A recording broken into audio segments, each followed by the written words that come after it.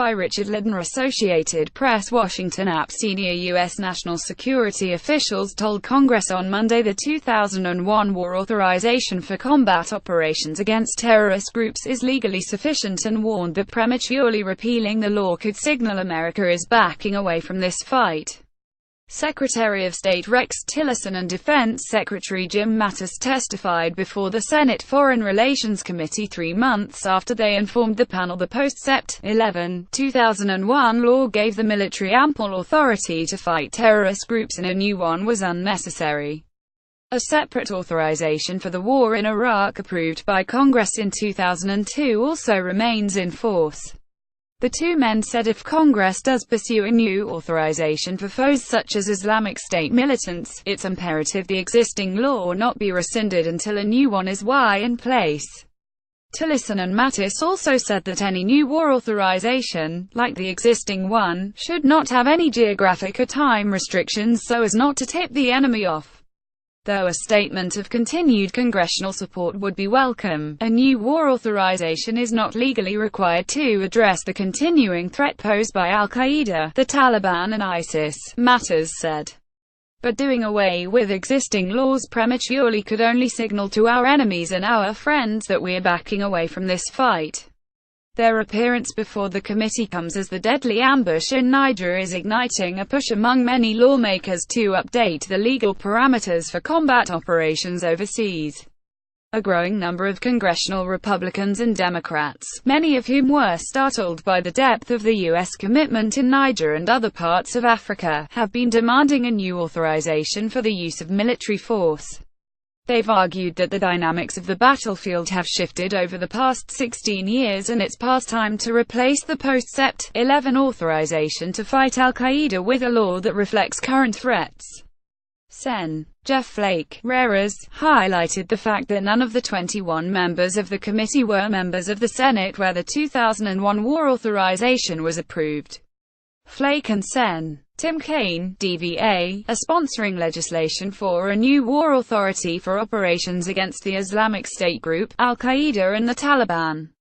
Flake said he understood the reluctance expressed by Mattis and Tillerson not to telegraph when U.S. troops might depart a particular war zone. But he said that concern is overwhelmed in a big way by not having Congress buying, and us not having skin in the game.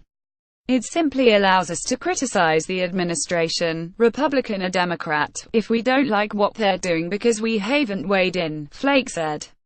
Kaine said last week he believed most Americans would be surprised by the extent of the operations in Africa that U.S. forces are involved.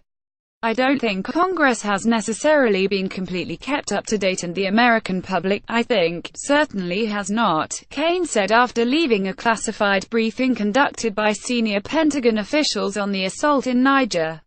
Roughly 800 U.S. service members are in Niger as part of a French-led mission to defeat the extremists in West Africa. There are hundreds more American forces in other African countries. U.S. troops also are battling an enemy Islamic State militants that didn't exist 16 years ago in a country Syria that the U.S. didn't expect to be fighting in. Nor did the 2001 authorization anticipate military confrontations with the Syrian government. Trump in April ordered the firing of dozens of Tomahawk missiles at an air base in central Syria and American forces in June shot down a Syrian Air Force fighter jet. Beyond that, Trump approved a troop increase in Afghanistan, the site of America's longest war, and the U.S. backs a Saudi Arabia-led coalition carrying out airstrikes in Yemen. But previous attempts to ditch the old authorization and force Congress to craft a new one have failed. Democrats in the House complained that Speaker Paul Ryan used underhanded tactics after an amendment was stripped from a military spending bill that would have repealed the 2001 war authorization 240 days after the bill was enacted. Proponents of the measure said 8 months was enough time to approve new war authority. GOP leaders said voting to rescind existing war authority without a replacement in hand risks leaving U.S. troops and commanders in combat zones without the necessary legal authority they need to carry out military operations. A similar effort in the Senate led by Sen. Rand Paul, RKY, also came up well short. Paul, a member of the committee and a leader of the GOP's non-interventionist wing, has accused his colleagues of surrendering their war-making power to the White House. Associated Press writers Andrew Taylor and Josh Lederman contributed to this report. Follow Richard Lardner on Twitter at http://twitter.com/Lardner. Copyright 2017 The Associated Press. All rights reserved. This material may not be published, broadcast, rewritten or redistributed.